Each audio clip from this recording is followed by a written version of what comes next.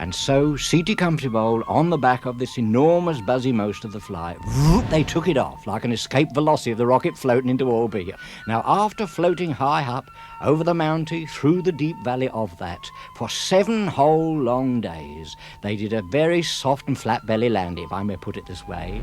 Where they landed, a tranquil beauty spot before a deep thundermold of a foray. Like Orpheus and the undergrowth, there it was, and the fly said it, "I must leave you here." And he pointed here with his sort of fly-type fingerhold, it was all feathery, and said, "Mad John," mark the words. "He liveth in a cave there in this far deep foray, and he will transport for you and find it not only the moon itself which you look at, but the philosophy of life itself."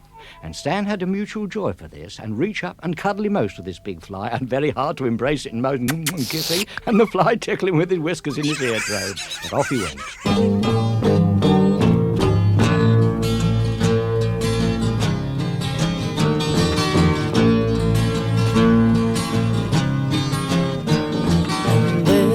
Was an old man that lived in the greenwood.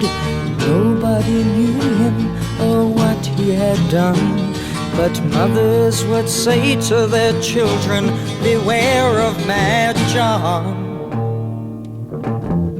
John would sing with the birds in the morning, laugh with the wind in the cold hand of night.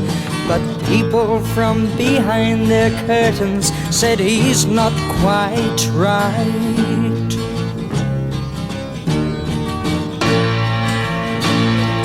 John had it soft. He was living the life of a tramp. Yes, his bed was the cold and the damp, but the sun was his friend. He was free. So here was a wise one who loved all the haters. He loved them so much that their hate turned to fear, and shaking from behind their curtains, the loved ones would hear.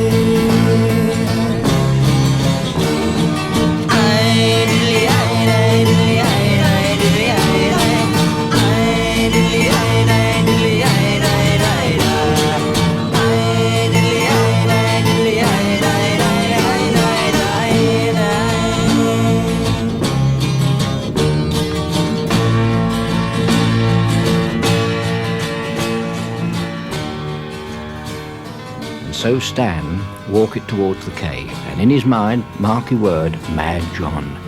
Deep focus on this, all a-tremblowed, looking into the dark and peering into the backgrove of black in there, and then appeared Mad John, in fine, foldy silken robes, all whitely hair, scintillating beard and dangling. Well, the beard must have been 34 years old to grow it all night load. What?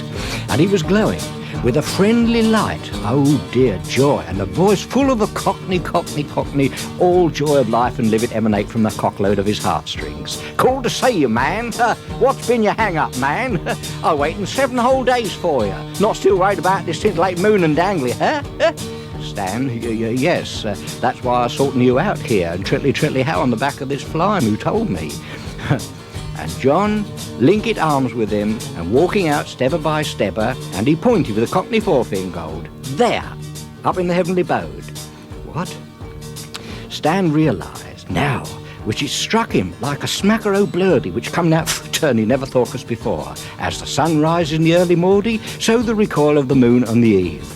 And he thought, now the fly had something extra special you thought to say to me if you wold. And John looked at him, and attracting us earnestly of his eyeballs, straight nose to nose and eye to eyeball for it. Of course, I nearly forgot it. Just you listen.